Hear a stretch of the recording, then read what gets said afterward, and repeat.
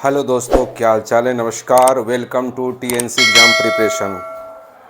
आपने देखा होगा कि जो हमारे थंबनेल में एलसीएम एचसीएफ का जो है सीयूईटी के एग्ज़ामिनेशन में जो पिछले साल क्वेश्चन एनटीए ने लिया था, उसके बारे में मैं क्वेश्चन लाया हूँ ये लिख करके। 1 2 3 4 क्वेश्चन ये लिखा हूँ, और 4 लिखने के बाद एक मैचिंग के क्वेश्चन कैसे एलसीएम एचसीएफ में पिछले सत्र जो एनटीए का जो स्टैंडर्ड है उसमें मैं दे रहा हूँ। क्योंकि पैटर्न तो शिवसेट अपना दे दिया है, पेपर बनाता है एनटीए, और एनटीए कैसे पेपर बनाता है इसके बारे में क्वेश्चन इसलिए दे रहा हूँ कि आप ऐसे जनरल टेस्ट वाले क्वेश्चनों में जो 75-75 क्वेश्चन आएंगे और जिसमें 60-60 क्वेश्चन करने होंगे, 15 क्वेश्चन आपको एक्स्ट्रा देगा। इसलिए जो स्कोरिंग सब्जेक्टेड है उसके ऊपर बिल्कुल ध्यान दीजिए, और आपके 60 में 60 100% क्वेश्चन आएंगे ही आएंगे। तो इनका ये स्टैंडर्ड रहा एलसीएम एचसीएफ पर प्रीवियस वाले पेपर में। जैसे कि एलसीएम कैसे लेते हैं, जो नंबर अगर लगातार काउंट किए जाएंगे तो उसमें एलसीएम लेते हैं, और जो कॉमन लेंगे वो एचसीएफ लेते हैं। क्वेश्चन इसने कहा द एचसीएफ ऑफ 42, 63, 140 इज, मतलब 42 और 63 और 140 का मैक्सिमम यानी मैक्सिमम हाईएस्ट कॉमन फैक्टर क्या होगा, मौसा क्या होगा इसका, यानी इसका जो इसमें से कॉमन होगा यह नंबर इसको क्या करेगा, डिवाइड करेगा। अब हम चलते हैं ऑप्शन में। या तो हम पुराने परंपरा के द्वारा पूरा डिविजिबिलिटी के डिवाइड के द्वारा मौसा लें, या ऑप्शन के द्वारा इसे कैसे करते हैं। तो एक नियम आता है इसमें, मौसा एलसीएम और एचसीएफ के द्वारा डिविजिबिलिटी के द्वारा। जैसे कि 42 जो है, 42 देखेंगे कि इसमें कोई ऐसा नंबर है जो इसको डिविजिबल करेगा। हाँ जी, 42 से 42 इसमें ये नंबर डिविजिबल 42 को नहीं कर सकता, ना 63 को कर सकता, हाँ 140 को करेगा। तो लेकिन यह नंबर तीनों को डिवाइड करना चाहिए। तो एक को डिवाइड कर रहा है, बाकी को 14 डिवाइड नहीं कर रहा, ये ऑप्शन नहीं होगा। अच्छे 9 जो है 63 को डिवाइड करेगा, बाकी को नहीं करेगा 9 डिवाइड। इसका मतलब इसका ये एचसीएफ नहीं होगा, यानी कि तीनों में वो कॉमन होना चाहिए, उसका वो फैक्टर होना ज़रूरी है। अब आते हैं 21 और 7। 7 से ये भी डिविजिबल है, 7 से ये भी डिविजिबल है, और 7 से ये भी डिविजिबल है। और यहाँ हम देखेंगे ये 21 है, तो 21 जो है ये हाईएस्ट कॉमन फैक्टर है, इसलिए इसमें से जो है हाईएस्ट कॉमन फैक्टर हो जाएगा। ठीक है, हाईएस्ट कॉमन फैक्टर इसका हो जाएगा। ये चीज़ें क्वेश्चन में हो गया, 21 इसका हाईएस्ट हो गया। एक क्वेश्चन और आया था इसमें, इसको हम मिटा देते हैं, और मिटाने के बाद एक क्वेश्चन और जो पूछा गया था प्रीवियस ईयर में, ये मैं देखिए यहीं पर इसको मिटाता हूँ, फिर इस क्वेश्चन को मिटाता हूँ कि फिर दूसरा क्वेश्चन मैं यहाँ पर लिखता हूँ। क्वेश्चन में ये लिखा है, आया हुआ है पिछले साल में, कि एचसीएफ बताना है, मौसा बताना है। एचसीएफ बताना है इसका कितना, 108, 360 और 600 का मौसा बताना है। मौसा एचसीएफ बताना है, मौसा। और ऑप्शन नंबर पहला है इसमें 11, ऑप्शन नंबर दूसरा है इसमें 12, और ऑप्शन नंबर तीसरा है इसमें 30, और ऑप्शन नंबर 4 इसमें है 14। अब इन तीनों का डिविजिबिलिटी कॉमन क्या होगा। तो इसमें डिविजिबिलिटी में 7 का डिविजिबिलिटी, 9 का डिविजिबिलिटी देखेंगे तो तीनों में वो कॉमन होना चाहिए। 11 से इसमें कोई नंबर कटने वाला नहीं है, इसलिए तीनों में कोई 11 इसका मल्टीपल बिल्कुल नहीं है। अब ये 12 से कटेगा, 12 से भी कटेगा, लेकिन क्या ये 12 से कटेगा? जी नहीं, नहीं कटेगा। अब आते हैं 13 से, ये हो गया 14 से। अब देखिए 13 से ये संख्या कटने वाली है, ये संख्या 36 13 से कटने वाली है। अब ये देखना पड़ेगा, ये डिविजिबिलिटी जो है 2 का हो गया और 7 का हो गया, और ये 13 से है। तो ये देखेंगे हम, 13 पचे कितना होता है, 13 चौका 52, और ये तो ये 13 से नहीं कटने वाला कोई नंबर है। अच्छा, अब 7 से देखते हैं हम, ये कटेगा ये नंबर। तो इसमें चेक कर लेते हैं 108, यानी कि 2 से कटेगा, 2 से कटेगा, 2 से कटेगा। अब ये 7 से देखते हैं कटेगा कि नहीं कटेगा। तो 7 से कैंसिल करने के लिए 1 टाइम गया, ये हो गया 3, और ये हो गया 8, ये भी नहीं कट रहा है। यानी कि ये नंबर जो है एचसीएफ का नंबर जो है ये 14 जो है नहीं हो पा रहा है। और ये देखते हैं 12 36 कट रहा है, 12 5 60 कट रहा है।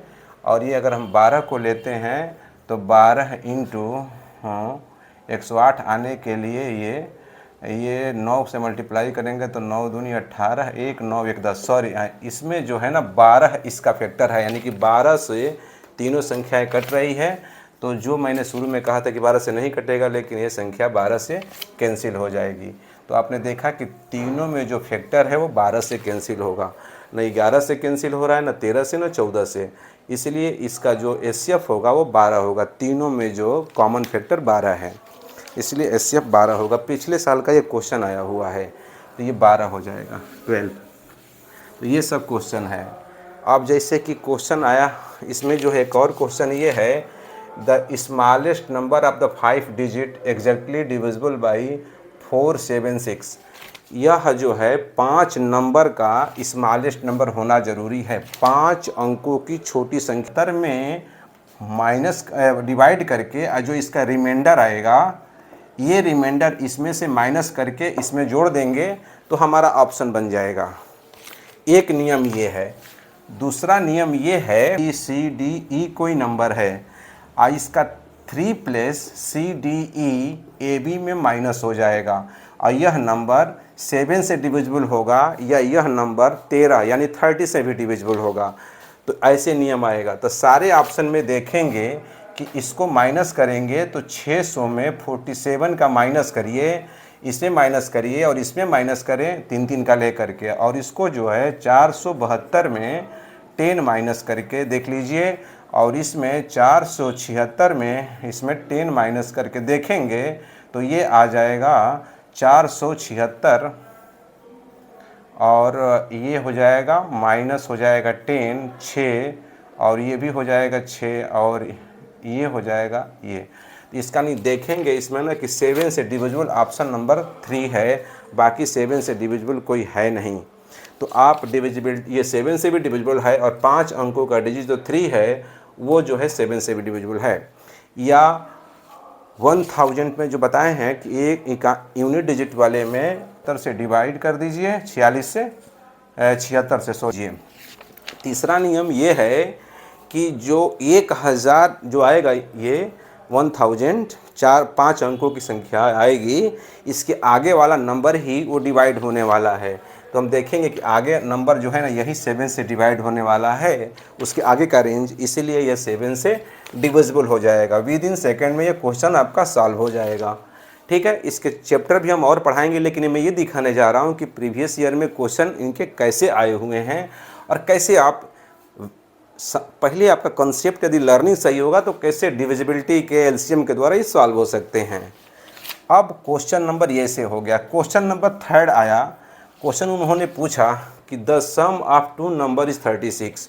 कह रहा है कि 2 संख्याओं का जो योग है वो कितना है, 36 है। इट्स एचसीएफ 3, उसका एचसीएफ 3 है। अब रही बात कि जिस नंबर का अगर एचसीएफ दिया है तो बिना एचसीएफ का कोई नंबर होता नहीं है। जैसे बहुत लोग कहें कि 2 नंबर है तो इसको XY मान लेंगे, ये बिल्कुल सही है, लेकिन गलत यहाँ पर है कि एचसीएफ दिया है 3, यानी कि इसमें ये पहला नंबर 3x हो जाएगा और दूसरा नंबर 3y हो जाएगा, क्योंकि इसके साथ एचसीएफ है और एचसीएफ का रहना संख्या के साथ ज़रूरी है। तो यहाँ तक हो गया कि दोनों का ये कंसेप्ट हो गया कि पहला नंबर 3x हो गया, दूसरा नंबर 3y हो गया, और इसका एलसीएम जो है 105 है। अच्छा, अब 2 नंबर का अगर 3x और 3y का अगर हम एलसीएम लेते हैं तो ये हो जाएगा 3xy। अब 3xy हो गया। अब यह 3xy किसके बराबर है, 105 के बराबर है, 105 के इक्वल है। तो xy इक्वल टू 105/3, ये हो जाएगा 9, और ये हो जाएगा 9 हो गया, ये 1, और ये हो जाएगा 5, ये हो जाएगा सॉरी ये हो जाएगा 3 टाइम, और ये हो जाएगा 5, 35, यानी कि XY का प्रोडक्ट 35 आ गया। आगे कह रहा है what is the sum of the reciprocal of the number. उन संख्याओं का व्युत्क्रम करके जोड़ दो। व्युत्क्रम का मतलब है कि जो x है वो रेसिप्रोकल यानी कि व्युत्क्रम हो जाएगा 1/3x, इसका रेसिप्रोकल हो जाएगा 1/3y, ये सम यानी कि इसको जोड़ देना है। सम मतलब जोड़ना है, योग करना है उसको। इसलिए इसका एलसीएम हो जाएगा 3xy, और ये 3 से ये हो गया तो ऊपर हो जाएगा x प्लस वाई। अगर x प्लस वाई का वैल्यू x प्लस वाई हो गया आपका, तो x प्लस वाई हो गया। अब कह रहा है कि द सम, यहाँ पर हो गया x इंटू वाई, ये हो गया हमारा कितना, ये हमारा कितना हो गया, ये हो गया 35, ये 35 हो गया। और उसके बाद से the sum of number is दिया है 36, यहाँ पर दिया है, तो सम ऑफ नंबर हो गया 3x plus 3y equal to हो जाएगा 36, दोनों का ऐड कर दिया गया, तो x plus Y equal to 36/3 यानी 1, और ये हो जाएगा 12, यानी कि x प्लस वाई की वैल्यू 12 आ जाएगी। कह रहा है ना the sum of two number 36, तो इन दोनों को ऐड कर देंगे तो 36 के बराबर आ जाएगा। यानी इसकी वैल्यू कितनी आ गई हमारी, इसकी वैल्यू आ गई हमारी 12, और नीचे है 3 इंटू 35, 3 से कैंसिल हो जाएगा, 4 नुमरेटर में हो जाएगा और 35 डिनोमिनेटर में, 4 न्यूमरेटर में हो गया 35 डिनोमिनेटर में। एनटीए ने पिछले साल ये क्वेश्चन पुटअप किया था, तो इस बात को ध्यान दीजिए। ऐसे क्वेश्चन करेंगे, अब कंसेप्ट सही रहेगा, बिल्कुल होने वाला है। अच्छा, एक और क्वेश्चन दिया, what is the least number, वह छोटी संख्या क्या होगी, विच वेन डिवाइडेड बाई 5, 7, 6, वह नंबर 5 से भी डिविजिबल हो, 6 से भी डिविजिबल हो और 7 से भी डिविजिबल हो। बिल्कुल इन सब का रिमाइंडर जो है 3 इन ईच केस, यानी कि रिमाइंडर जो है सबको ये, इसमें अगर ये डिवाइड करेंगे तो हमें रिमाइंडर 3 देगा। लेकिन आगे आसान क्वेश्चन कह रहा है and is completely divisible by 9, और वह संख्या अगर आए तो फिर वो 9 से पूरा रूप से पूर्णतः विभाजित हो जाए, यानी पूर्ण रूप से कैंसिल हो जाए। तो ऐसे क्वेश्चनों को जब ये 3 रिमाइंडर होगा, तो 3 रिमाइंडर अगर होता तो हम माइनस करके डिवाइड कर देते, लेकिन लास्ट में कह रहा है कि हम वह नंबर जो ऑप्शन है वह जो है 9 से डिवाइड हो जाएगा, जो ऑप्शन है वो 9 से डिवाइड हो जाएगा भाई। तो जो 9 से यदि डिवाइड हो जाएगा, तो 9 से डिवाइड होने के लिए इसमें हम पेयर देख लें कि 9 का पेयर कौन सा हो रहा है, तो 8 और 1 9 और 6 3 9, ये 9 का डिविजिबल है। और ये 5 2 7 2 9, ये 3 का डिविजिबल है, क्योंकि 9 3 का पेयर बन रहा है। 6 3 9, ये 3 का डिविजिबल है, क्योंकि 6 3 9 हो रहा है और 3 3 का पेयर हो रहा है। और ये 6 और 1 7 7 और 7 7 14 17 का 21, ये भी 3 का डिविजिबल है। तो हम देखेंगे कि ये कहीं सेकंड ऑप्शन है जो 9 का पेयर बना रहा है, इसलिए 9 का डिविजिबल है। रिमाइंडर से रिमाइंडर आएगा भी तभी कह रहा है कि 9 से डिविजिबल है। आपको कंसेप्ट यदि सही है तो एनटीए ने क्वेश्चन को पूछा कि ये कैसे क्वेश्चन लगेंगे, इसके लिए बताइए।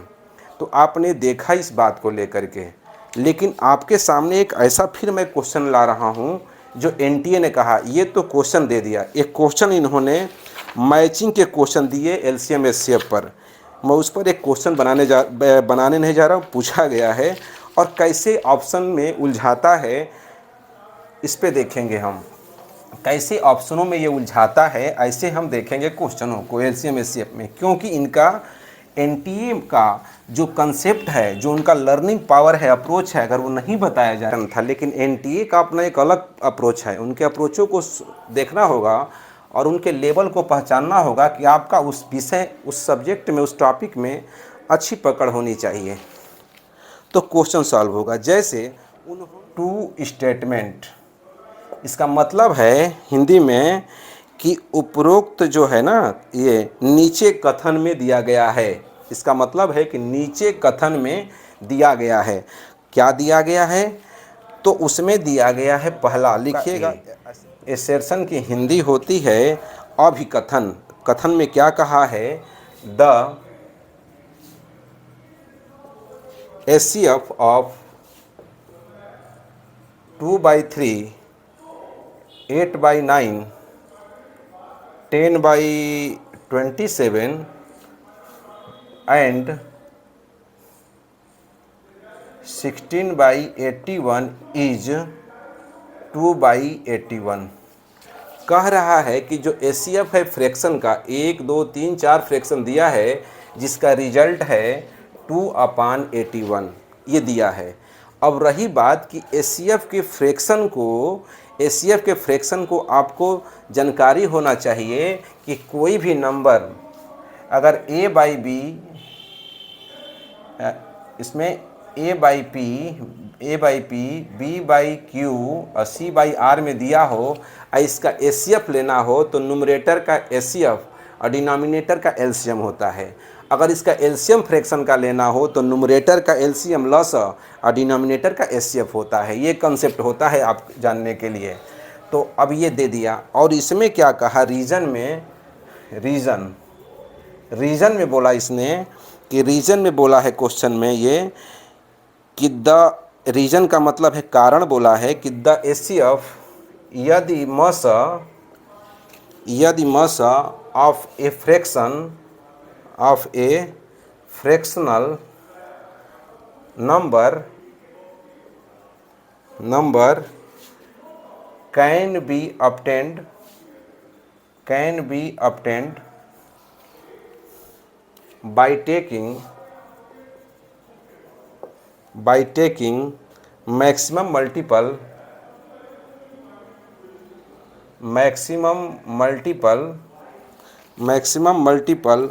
of prime numbers in numerator and denominator. इन्होंने कहा है, क्वेश्चन हिंदी में बता रहा हूँ कि जो ये भिन्न दिया गया है मौसा का, उसका संख्याओं में उसका अंश और हर अधिकतम अभाज्य संख्या होना जरूरी है। अभाज्य संख्या का होना जरूरी है प्राइम नंबर का। अब प्राइम नंबर का कॉन्सेप्ट क्या है कि which number greater than 1 divisible itself, वह संख्या जो 1 से बड़ी हो, अपने आप से विभाजित हो। प्राइम नंबर अभाज्य संख्या का मतलब है, या जिसके दो फैक्टर हो उसको प्राइम नंबर कहते हैं। जैसे कि प्राइम नंबर मतलब 2 जो है 1 से भी डिविजिबल होगा, 2 से भी डिविजिबल, 2 फैक्टर हो गए। 1 से भी डिविजिबल है और 3 से। अगर लेकिन 6 लेते हैं तो ये 1 से भी डिविजिबल है, 2 से भी है और 3 से भी है, 6 भी है।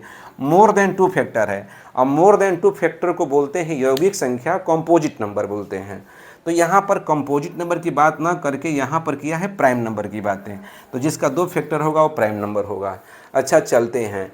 ये बात जो ये कहा है, ये बात बिल्कुल सही है कि नहीं है? तो कह रहा है क्या कि जो इसका जो महत्तम अंश है जो प्राप्त जो है अधिकतम अभाज्य संख्याओं के गुणनफल में प्राप्त होता है। क्या कारण बिल्कुल सही है? तो हम अब चलते हैं अब इनके ऑप्शन के तरफ। तो ऑप्शन नंबर 1 बोल रहा है क्या, ऑप्शन पे चलते हैं। ऑप्शन में पहला कह रहा है बोथ। यही मेन बात है। अगर सब कुछ ठीक हो और ऑप्शन सही से ना पढ़ें तो आपके लिए गलत हो सकता है। ए आर करेक्ट कह रहा है ना। ए और आर जो दिया गया है अभिकथन और जो दिया गया है कारण, जो असेसन रीजन दिया गया है, दोनों ये बातें बिल्कुल सही कह रहा है। ये बात बोल रहा है and R is the correct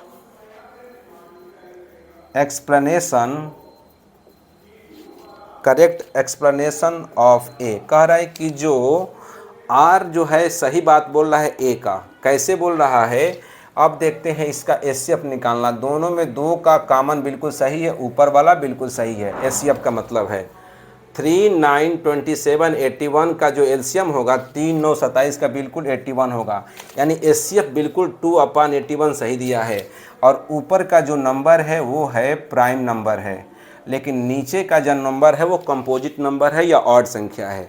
तो कह रहा है कि जो फ्रैक्शन में नंबर है obtain by taking the maximum multiple of the prime number in numerator. जो न्यूमरेटर है वो प्राइम नंबर है भैया, बिल्कुल सही है। ऊपर वाला प्राइम नंबर है एंड डिनोमिनेटर। और ये कह रहा है कि नीचे का भी डिनोमिनेटर है वो प्राइम नंबर है। ये बताइए नीचे का डिनोमिनेटर प्राइम नंबर है? ये जो है ये बताइए अभाज्य संख्या जो दिया है ये प्राइम नंबर है। दूसरी बात क्या कहा है ऑप्शन में, बोथ ए एंड आर बिल्कुल कहा है करेक्ट है। कह रहा है कि ए और आर दोनों सही है, लेकिन जो आर है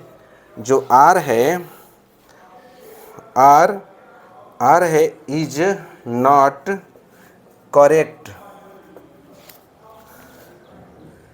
एक्सप्लेनेशन ऑफ ए। ये जो आर है जो ए का सही एक्सप्लेनेशन नहीं है। जो आर है वो ए का सही एक्सप्लेनेशन ये नहीं किया है। क्या ये बात बिल्कुल सही है? ये बात आपको सोचना होगा। थर्ड ऑप्शन है, कह रहा है कि ए जो है करेक्ट है, ए इज करेक्ट। कह रहा है कि ए सही है बट लेकिन R is not correct. A तो सही है लेकिन आर सही नहीं है। आप ये तय करिए कि ए सही है बट आर सही नहीं है। और ऑप्शन नंबर 4 में कह रहा है A is not correct. A तो सही नहीं है बट लेकिन R is correct. R correct है। ए तो बिल्कुल सही है, इसका एससीएफ तो ये तो गलत बोल रहा है। ये कह रहे कि ए तो सही है लेकिन आर जो है करेक्ट नहीं है। ये आर बिल्कुल ये सही नहीं है। और कह रहा है कि ए और आर दोनों सही है। ये बताइए ए और आर बिल्कुल कैसे सही है बात?